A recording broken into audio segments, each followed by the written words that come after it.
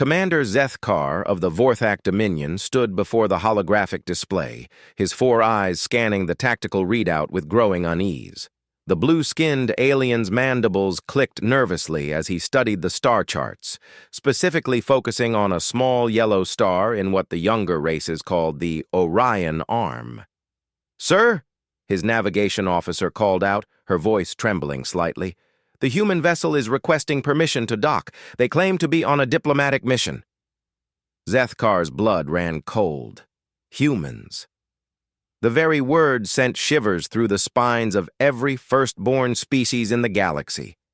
For over 10 million years, his people had ruled the stars, establishing trade routes, settling disputes, and maintaining order among the countless civilizations that had risen and fallen. But there was one system they had always avoided, one planet that remained unmarked on their official charts, despite being perfectly habitable and strategically located. Earth. "Tell them," Zethkar said slowly, "that our docking bays are experiencing technical difficulties.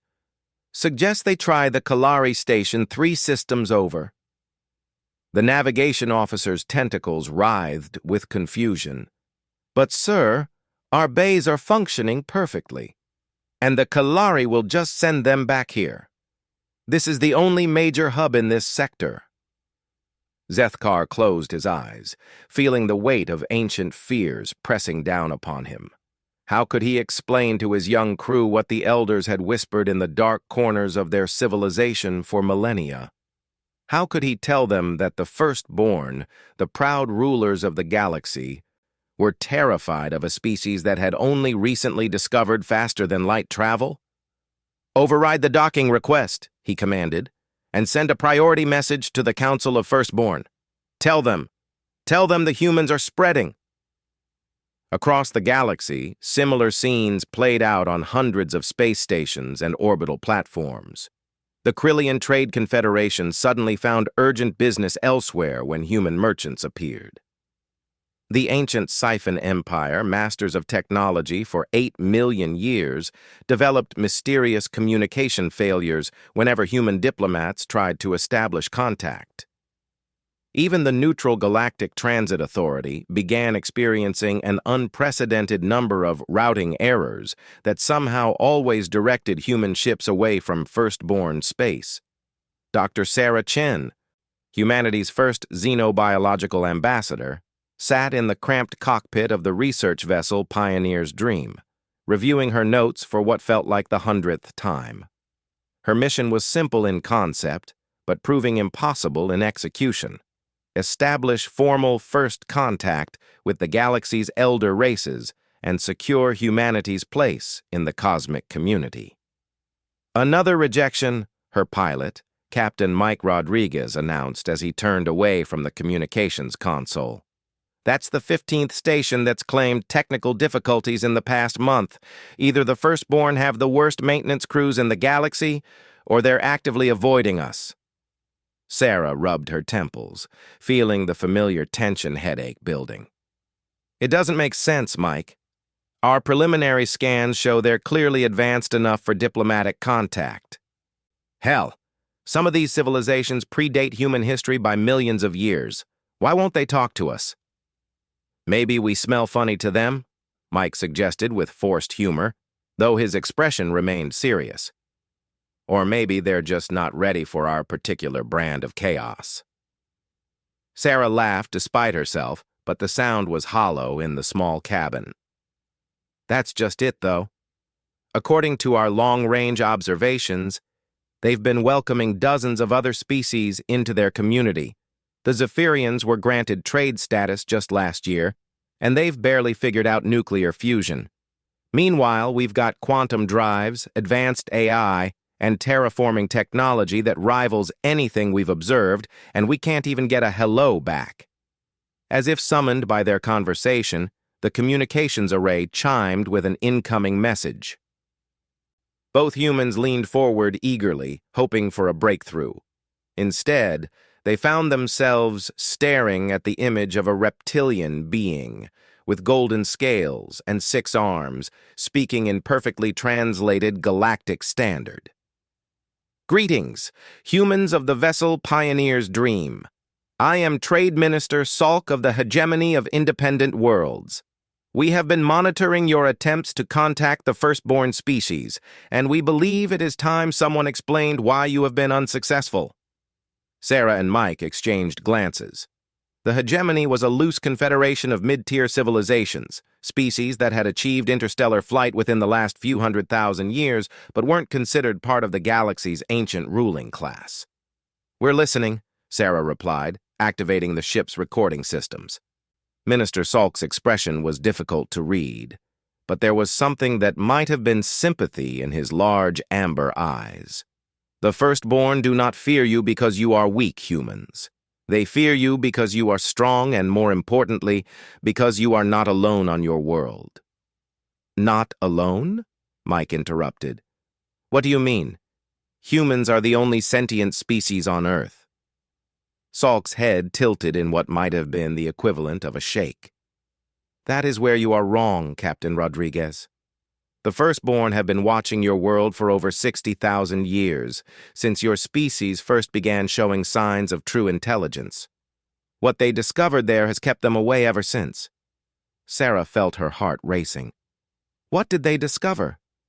That your planet is home to something far older than your species. Something that the Firstborn call the Watchers. And these Watchers, Dr. Chen, have been protecting humanity since before your ancestors learned to make fire. The cabin fell silent, except for the gentle hum of the ship's life support systems. Sarah's scientific mind raced through the implications while Mike's pilot instincts began calculating jump coordinates back to Earth. You're talking about some kind of alien presence on Earth? Sarah asked, her voice barely above a whisper. But we've never detected any signs of non-human intelligence. Our archaeological records go back hundreds of thousands of years. Of course you have not detected them, Salk replied.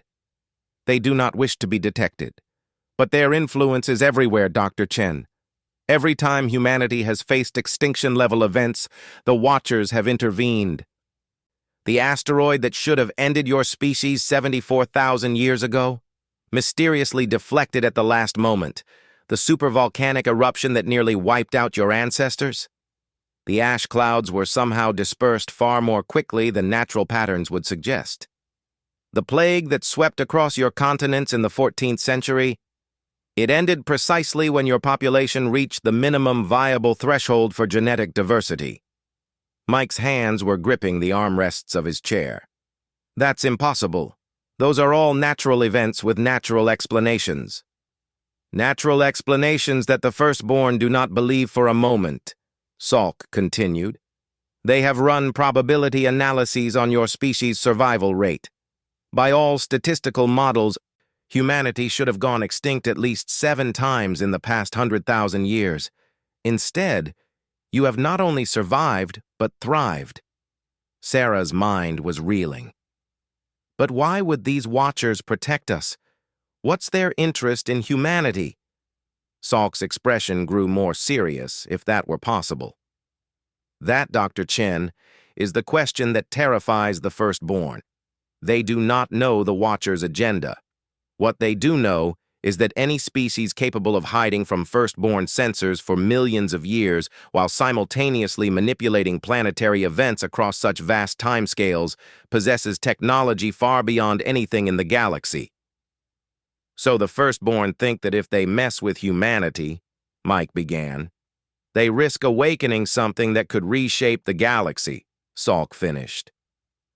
The Watchers have never directly interfered with galactic politics, but they have never needed to. Humanity has been largely confined to one world. Now that you have achieved interstellar flight and are seeking contact with other species, the Firstborn are unsure what the Watchers' response will be. Sarah stood up and began pacing the small cabin, her scientific training warring with the implications of what they were hearing. This is incredible.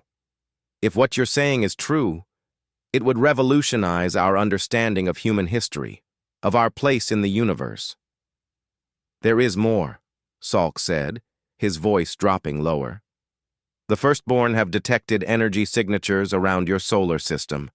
Structures that appear and disappear from their sensors, always positioned between Earth and any potential threat. When your species first tested nuclear weapons, massive energy spikes were detected throughout your solar system. The Firstborn believed the Watchers were displeased. Mike laughed, but there was no humor in it. So, you're telling me that not only are there invisible aliens on Earth, but they've got some kind of defense grid around our entire solar system. Not just defense, Salk corrected. During your species' first attempts at interstellar communication 50 years ago, several Firstborn science vessels were monitoring from the edge of your system. When your radio telescopes began broadcasting into space, the monitoring ships detected what they described as a presence, examining their vessels. Not scanning them, Dr. Chen, examining them. As if something vast and intelligent was studying the Firstborn themselves. Sarah felt a chill run down her spine. What happened to those ships? Nothing, Salk replied, and somehow that was more terrifying than if he had described their destruction. Nothing happened at all. They were simply observed. The Firstborn crews reported feeling as though they were insects being studied by a scientist with a microscope. When they attempted to take detailed scans of Earth, their instruments malfunctioned, not damaged, not destroyed, simply prevented from functioning. The communications channel fell silent for a moment as Sarah and Mike absorbed this information. Finally, Sarah spoke up. Minister Salk, why are you telling us this? If the Firstborn are so afraid of these Watchers, why risk making contact with us? Salk's expression shifted, showing what might have been resolve. Because the younger races of the galaxy believe it is time for change. For too long, the Firstborn have ruled through tradition and ancient fears. We have watched humanity's rapid advancement, your creativity, your resilience, and your potential for both destruction and greatness. We believe the galaxy needs what humanity can offer. And if the Watchers object to our integration with galactic civilization? Mike asked. Then perhaps it is time the galaxy learned what they have been hiding from humanity all along, Salk replied. But we suspect that the Watcher's protection of your species was not meant to keep you isolated forever. Your rapid technological advancement, your drive to explore and make contact with other species. These may be signs that humanity is ready for whatever role the Watchers have been preparing you for. Sarah felt the weight of revelation settling on her shoulders. Everything humanity thought they knew about their history, their survival, their place in the universe, was potentially wrong. They were not alone, had never been alone, and the implications of that fact were staggering. What do you need from us? She asked finally. Courage, Salk replied. The independent worlds are willing to establish formal contact with humanity, but we need to know if your species is ready to learn the truth about your guardians. Are you prepared to return to Earth and investigate what the Firstborn have been too frightened to approach? Sarah looked at Mike, seeing her own mixture of fear and excitement reflected in his eyes. This was beyond anything they had imagined when they set out to make first contact. They had expected to find aliens among the stars, not to discover that aliens had been watching over humanity all along. We're ready, Sarah said, surprised by the steadiness of her own voice. Set course for Earth, Mike. We have some Watchers to find. As the Pioneer's dream turned toward home, neither human noticed the brief flicker on their sensors. A momentary suggestion of vast shapes moving in the darkness between stars, keeping pace with their small ship as it headed back toward the world that had been protected for so long. The galaxy was about to learn why the Firstborn had been wise to fear the humans who were not alone. The return journey to Earth took 3 weeks. But for Dr. Sarah Chen, it felt like a lifetime.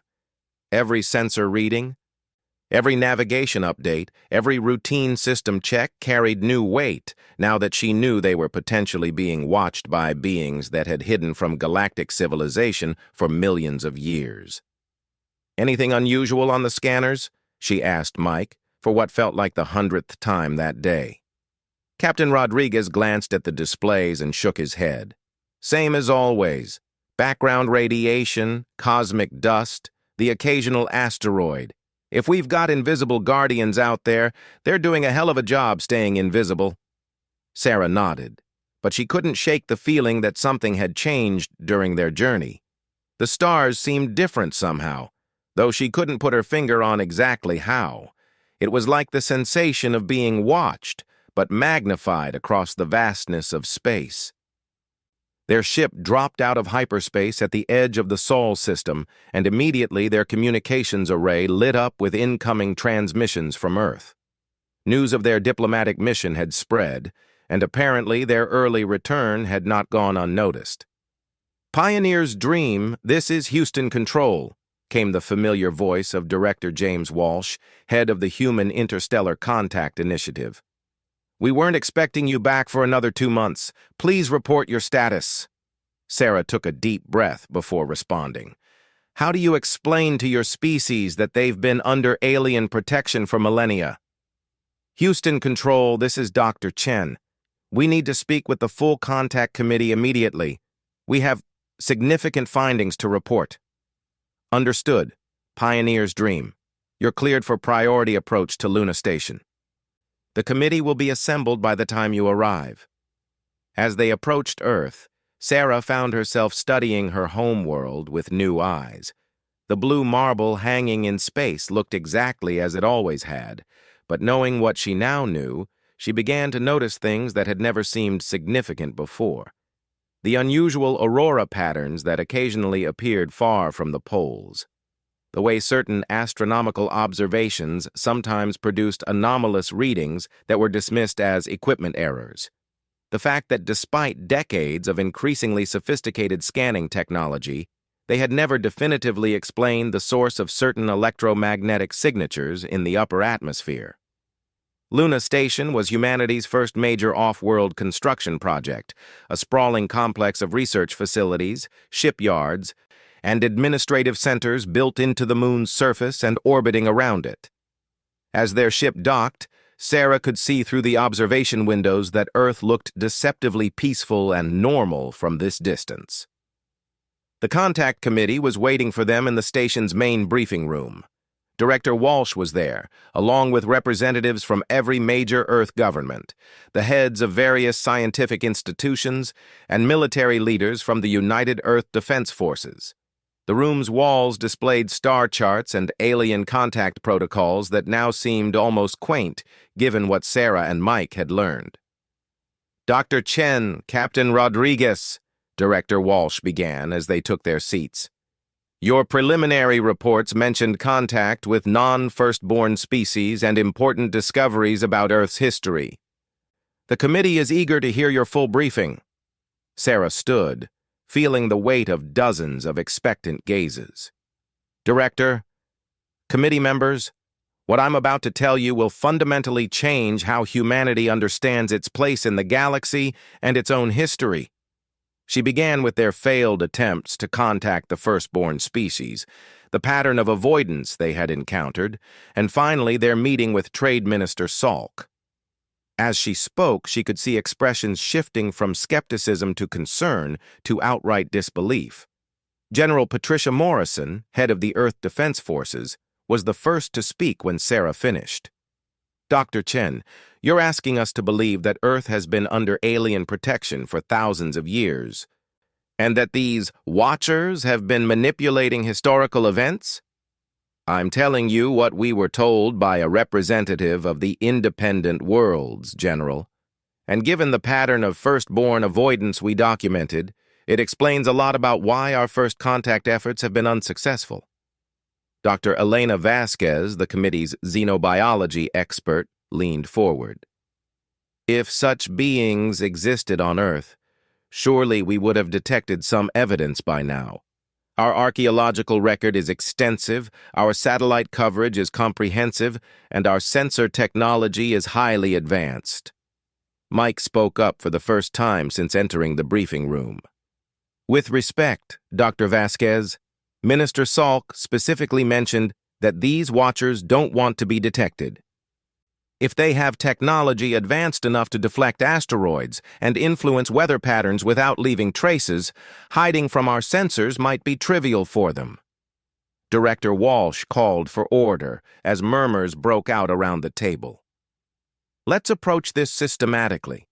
Dr. Chen, what evidence do we have beyond the word of this alien minister? Sarah had been preparing for this question during their journey home. Director, I've been reviewing historical records and scientific anomalies during our return trip. There are patterns that we've never considered significant before, but they take on new meaning given what we've learned. She activated the room's holographic display, showing a timeline of major extinction-level events in human history.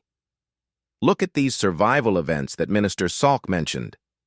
The Toba supervolcano eruption 74,000 years ago should have reduced the human population to a few thousand individuals at most. Genetic evidence suggests we went through a severe bottleneck, but recovered far more quickly than should have been possible. The display shifted to show atmospheric data. The ash clouds from that eruption should have caused a nuclear winter lasting decades. Instead, they cleared in less than 6 years. At the time, we attributed this to favorable wind patterns and ocean currents, but the models have never quite matched the observed data. Dr. Vasquez studied the information skeptically. Natural variations in climate systems could account for these discrepancies. What about the asteroid impacts? Sarah continued, displaying orbital mechanics data. In 2019, Asteroid 2019 OK passed within 70,000 kilometers of Earth. We didn't detect it until it had already passed, but when we calculated its trajectory backward, something interesting emerged. Its path had been altered by approximately 0.3 degrees sometime in the previous decade. We assumed it was gravitational influence from Jupiter, but the math doesn't quite work. She brought up more examples. The 1859 Carrington event should have destroyed every piece of electrical infrastructure on the planet. Instead, the aurora stopped at precisely the moment when the electromagnetic pulse would have become permanently damaging. The 1918 flu pandemic killed an estimated 50 million people, but the virus mysteriously mutated to a less lethal form exactly when the death toll reached the point where human civilization was at risk of collapse. General Morrison crossed her arms. You're suggesting that all of these are evidence of alien intervention? I'm suggesting that when you look at the statistical probability of human survival through all of these events, the odds become astronomical. Either we're the luckiest species in the galaxy, or something has been ensuring our continued existence. Director Walsh stood and moved to the observation window facing Earth. Even if we accept this hypothesis, what do we do with this information? How do we verify it? How do we make contact with these watchers? Before Sarah could respond, every screen in the briefing room flickered. The normal displays were replaced by a single image, the view of space outside Luna Station, but with dozens of massive structures suddenly visible where there had been empty space moments before. The room fell silent as everyone stared at the impossible sight. Ships, if they could be called ships, the size of small moons, hung in space around Earth. They were elegant and organic-looking, like vast crystals grown rather than built, and they pulsed with soft light that seemed to shift through the spectrum. "Those aren't showing up on any of our sensors," whispered Commander Sarah Kim from the station's control center, her voice coming through the intercom. "Visual confirmation only. It's like they're there but not there." As the committee watched in stunned silence, one of the massive structures began to change. Its surface flowed like liquid, and a section detached itself, rapidly shrinking as it approached Luna Station. Within minutes, a smaller craft, still enormous by human standards, had positioned itself just outside the station's main docking bay. Every communication system in the briefing room activated simultaneously, but instead of static or alien speech, they heard a voice that was unmistakably human. Not human-like, not translated, but speaking in perfect unaccented English with a tone that was somehow both ancient and timeless. "Greetings, children of Earth. We are the ones you have called Watchers, though we prefer the term Shepherds. Dr. Chen, Captain Rodriguez, your conversation with the hegemony representative has reached us. We believe it is time for humanity to learn the truth." Director Walsh found his voice first. "Who? What are you?" "We are what humanity will become, given time and proper guidance. We are your descendants, Director Walsh, returned from a future where the choices made in the coming decades determine not just the fate of your species, but the fate of the galaxy itself." The revelation hit the room like a physical blow. Sarah felt her legs give out and she sank back into her chair, her mind struggling to process what she was hearing. "That's impossible," Dr. Vasquez breathed. "Time travel violates causality principles." "Linear time is a limitation of your current understanding, Dr. Vasquez. When your species achieves true mastery over quantum mechanics and dimensional physics, you will discover that the universe is far more malleable than your current theories suggest." General Morrison stepped forward, her military training overriding her shock. "If you're human descendants from the future, why the secrecy? Why not reveal yourselves earlier and help us advance more quickly?" "Because the path to our existence is fragile, General Morrison.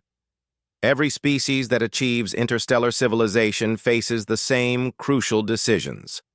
Some choose conquest and domination, like the Firstborn did in their early years. Others choose isolation and stagnation. A few choose the path of guidance and protection, becoming shepherds for younger species." The voice continued, and Sarah could hear something that might have been sadness in its tone. "In our timeline, humanity made the correct choices, but barely. The margin between success and extinction was measured in individual decisions, single votes, moments of courage or cowardice that determined the trajectory of your entire species." Mike spoke up from his position near the observation windows. "The Firstborn are afraid of you. The entire galactic community has been avoiding Earth because they're terrified of what you represent. The Firstborn remember their own youth, Captain Rodriguez. They recall the arrogance and violence that marked their species' rise to power. They assume that any species capable of the rapid advancement humanity has shown must be following a similar path. They fear that if humanity is given access to galactic technology and resources, you will become the same kind of threat they once were." "But you've been preventing that," Sarah said, understanding beginning to dawn. "You've been protecting us not just from extinction events, but from making the wrong choices. We have provided guidance and protection where necessary, Dr. Chen. But the fundamental decisions must still be made by your generation. Free will cannot be violated, even by those with the power to do so. We can prevent asteroids from destroying your planet, but we cannot prevent humanity from destroying itself." Director Walsh moved closer to the windows, staring at the massive ships that surrounded Earth. "What happens now? The galaxy knows we exist, knows we're looking for contact. The Firstborn are afraid of us, but the younger races seem willing to establish relations. Now, Director Walsh, humanity must choose its path. You can isolate yourselves, focusing inward and avoiding the complications of galactic politics.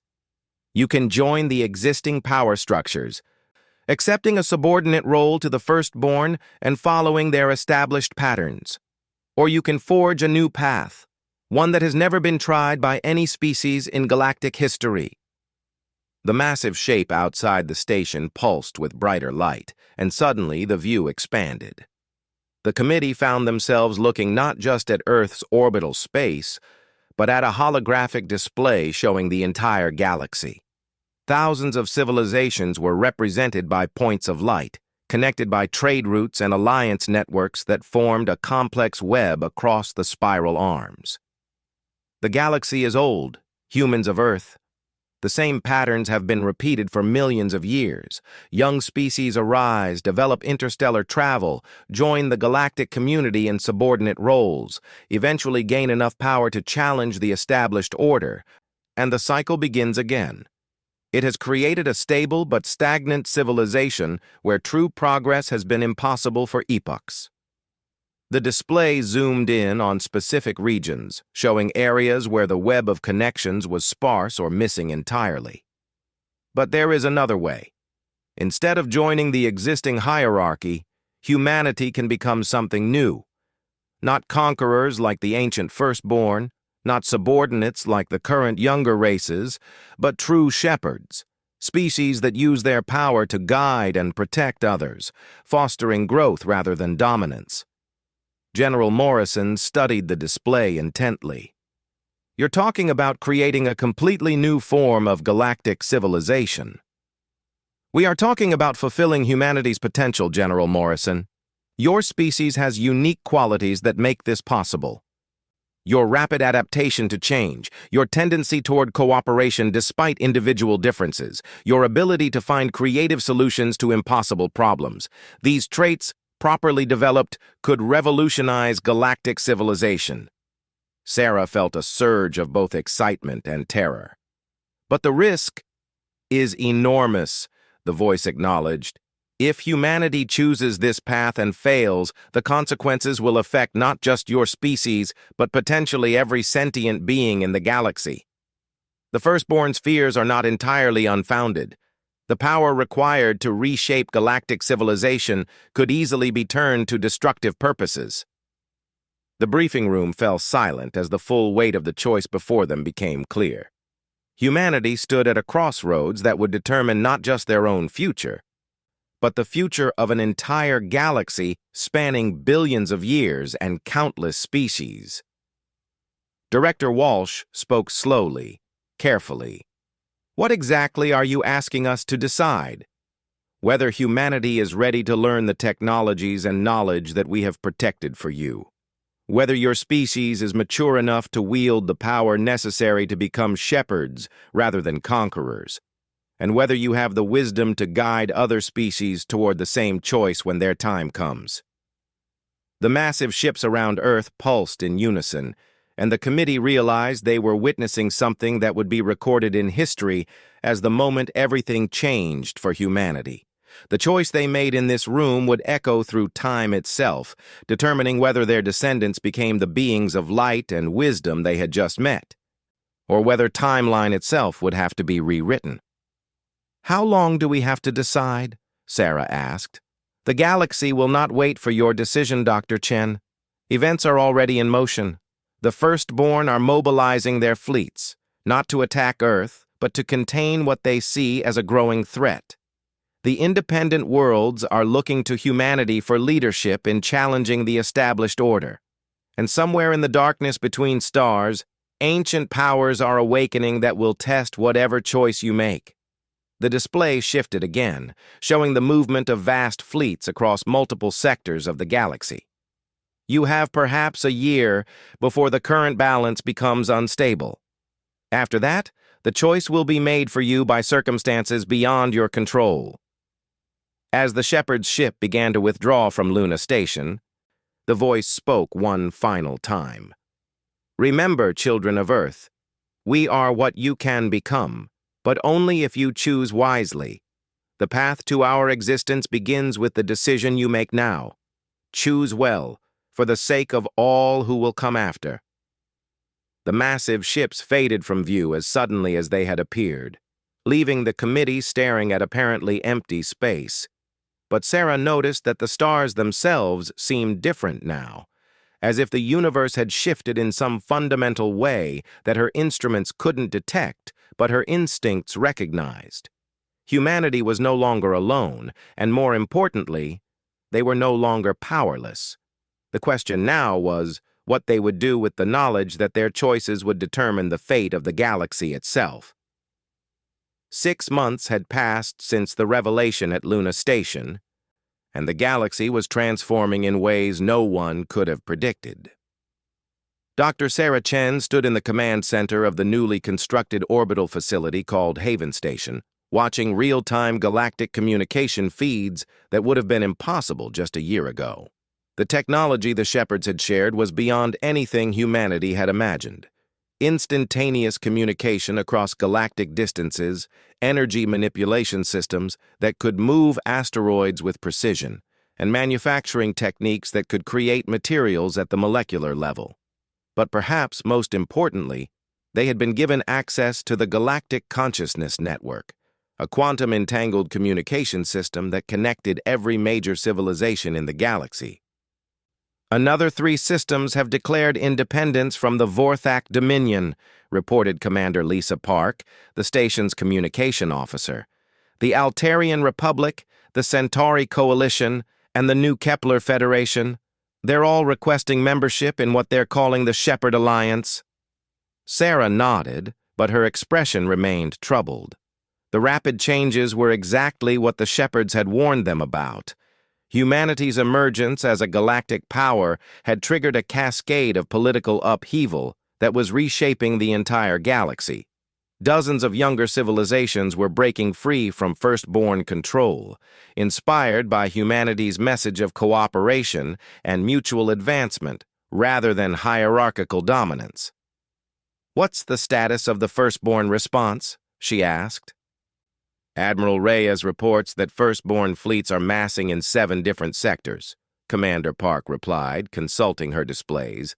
"They're not moving against Earth directly, but they're clearly preparing for military action against the breakaway systems."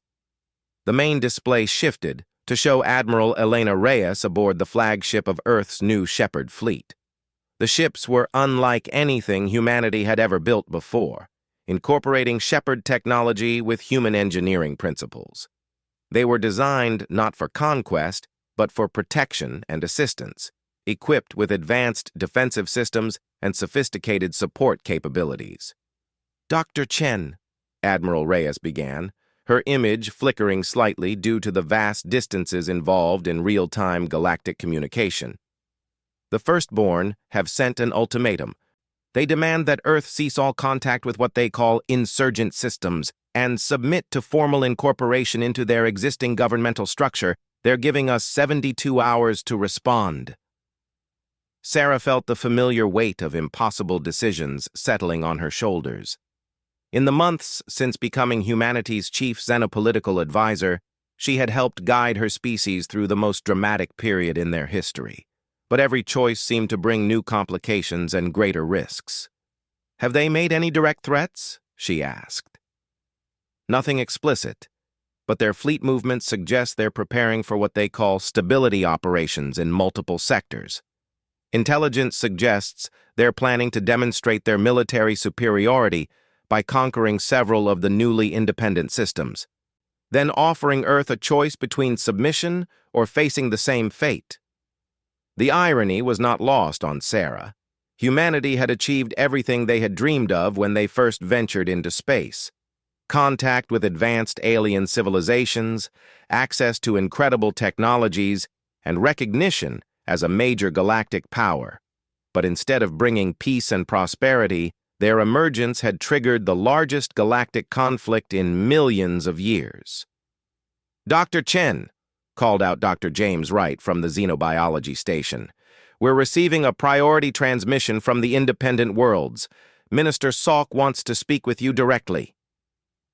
Sarah activated the quantum communication link, and the familiar reptilian features of Trade Minister Salk appeared on the main screen. But his usual composed demeanor had been replaced by obvious stress and fatigue. "Dr. Chen," Salk began without preamble, "the situation has deteriorated rapidly. 3 independent world systems have been invaded by Firstborn forces in what they claim are peacekeeping operations. The civilian casualties are mounting into the millions." The weight of those numbers hit Sarah like a physical blow. "Minister Salk, we never intended for our contact with the galactic community to result in widespread warfare." "The fault is not yours, Dr. Chen. These conflicts have been building for centuries. Your arrival merely provided the catalyst for changes that were already inevitable. But now we face a critical moment. The Firstborn are demanding that all independent worlds surrender unconditionally and accept permanent subordinate status. Those that refuse are being designated as terrorist states. Admiral Reyes spoke up from her command ship. What kind of military support can the independent worlds provide?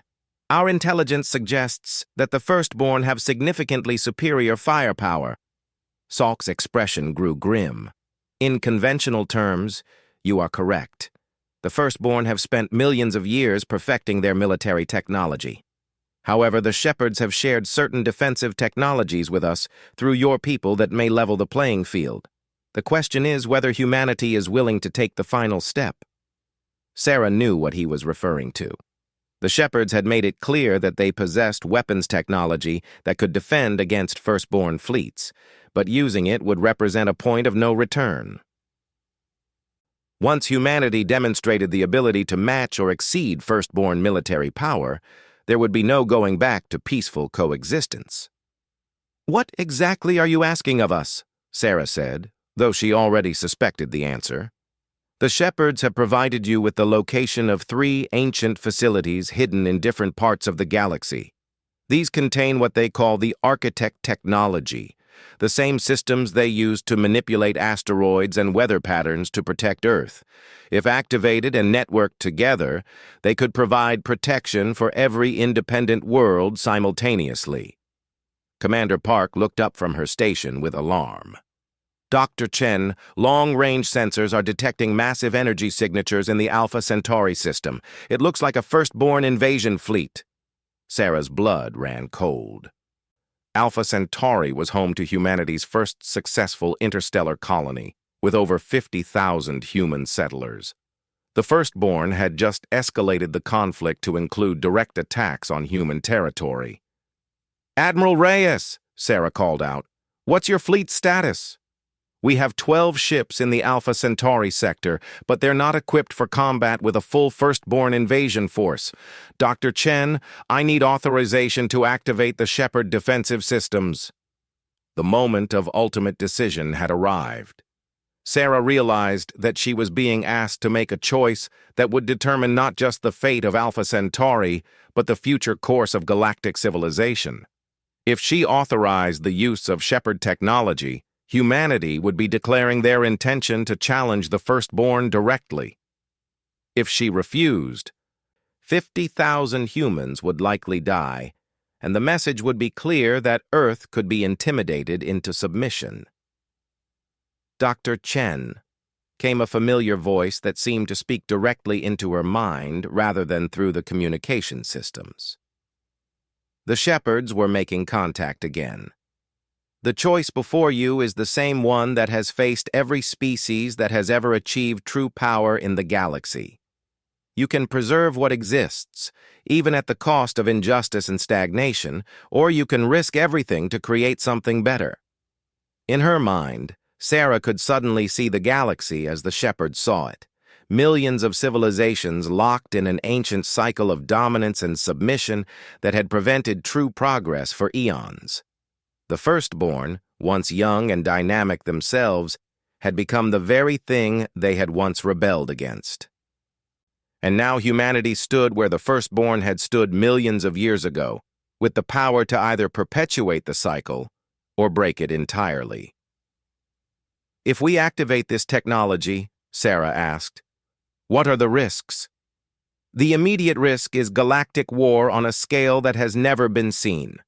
The long-term risk is that humanity, like the Firstborn before them, becomes drunk on power and becomes the next galactic oppressor. But there is also hope, Dr. Chen. Hope that your species will choose differently, that you will use your power to nurture rather than dominate." Sarah looked around the command center at the faces of her colleagues, seeing the same mixture of fear and determination that she felt. These were the people who had volunteered to carry humanity to the stars. And now they were being asked to carry the responsibility for reshaping galactic civilization. "Commander Park," Sarah said, her voice steady despite the magnitude of the moment. "Open a channel to all human vessels and installations. It's time to address our species." As the communication network activated, Sarah knew that her next words would be recorded in history as either the beginning of humanity's greatest triumph or the moment they doomed themselves and countless others to destruction. "People of Earth, people of the colonies, people of the Shepherd Fleet," she began, her voice carrying across the vast distances of space to reach every human in the galaxy. 6 months ago, we learned that we were not alone. Today, we face a choice that will determine not just our future, but the future of every sentient being in the galaxy. She paused, seeing the faces of her colleagues and knowing that millions of others were listening across human space. "The Firstborn Empire has invaded Alpha Centauri and is demanding our submission to their authority. They believe that might makes right, that advanced technology gives them the authority to control the fate of younger civilizations. Today, we have the power to prove them wrong." The command center fell silent except for the soft hum of advanced technology that would have been pure fantasy just a year before. But power without wisdom is exactly what has kept the galaxy trapped in cycles of oppression for millions of years. So I ask each of you to remember why we reached for the stars in the first place, not to conquer, but to explore, not to dominate, but to learn. Not to rule over others, but to find our place in the vast community of intelligent life. Sarah took a deep breath, feeling the weight of destiny settling around her. Today, humanity chooses to stand with those who seek freedom and cooperation over those who demand submission and control. Today, we begin the work of showing the galaxy that there is another way. She turned to Admiral Reyes. "Admiral, you are authorized to activate all Shepherd defensive systems. Protect Alpha Centauri. Protect the independent worlds, and protect the hope that intelligent species can work together instead of fighting for dominance."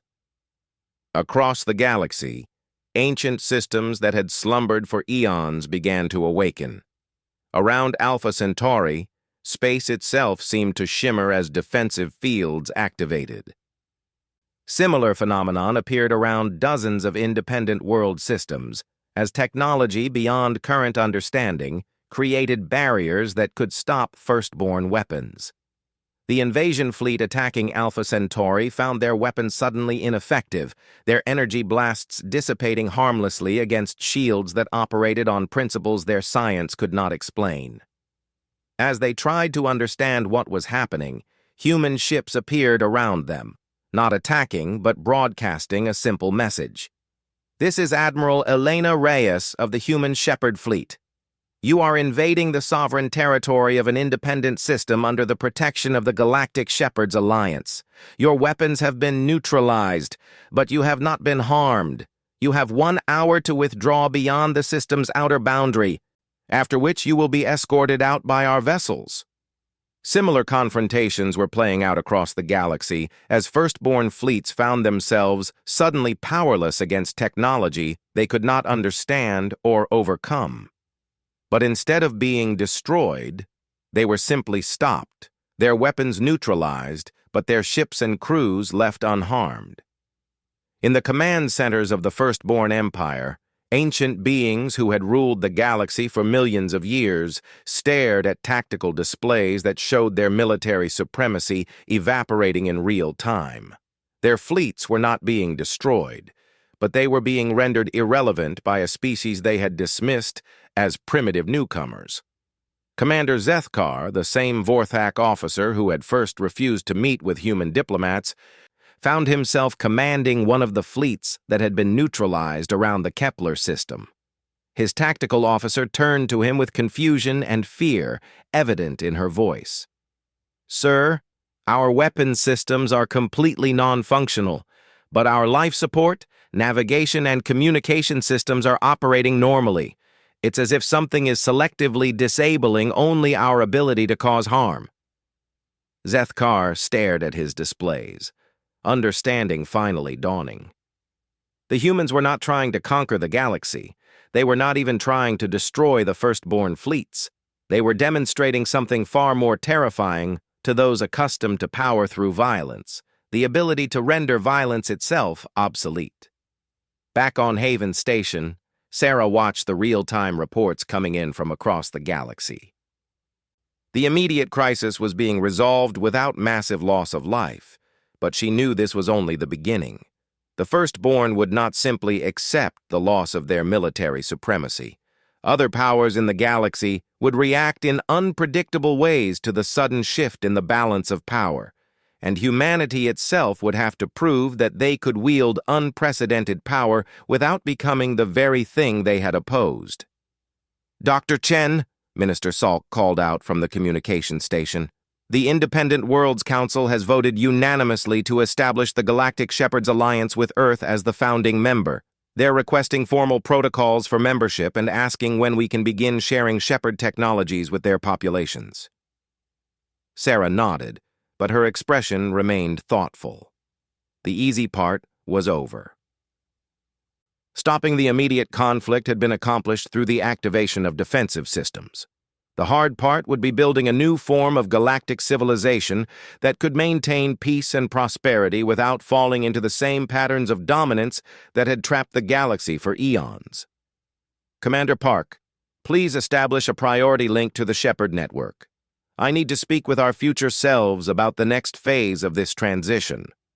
As the quantum communication link activated, Sarah realized that humanity had successfully passed the first test of galactic leadership. They had gained power and chosen to use it for protection rather than conquest. But the real test would be whether they could maintain that philosophy as their influence grew and other species began to either join them or challenge them. The galaxy would never be the same. The age of the Firstborn was ending, and the age of the Shepherds was beginning. Whether that would prove to be humanity's greatest triumph or their ultimate downfall would depend on the choices they made in the years to come. But for the first time in millions of years, the galaxy had hope for something better than the endless cycles of dominance and submission that had defined galactic civilization since the dawn of interstellar travel. Humanity had chosen to be shepherds rather than conquerors, and that choice would echo through time itself. In the depths of space, the ancient ships of the shepherds pulsed with gentle light, and for a brief moment it was possible to believe that intelligence and wisdom could triumph over fear and violence in shaping the destiny of the stars.